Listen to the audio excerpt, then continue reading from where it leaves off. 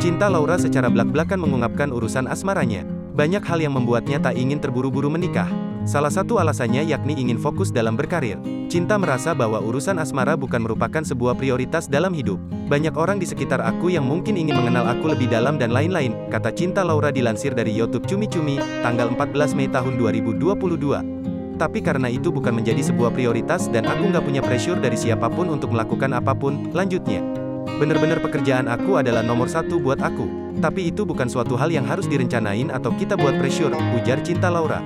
Bintang film Devil on Top tersebut mengatakan bahwa perasaan cinta datang dengan sendirinya. Karena rasa cinta itu harus datang dengan sendirinya dan rasa bahagia itu bukan sesuatu yang kita dapetin dari orang lain.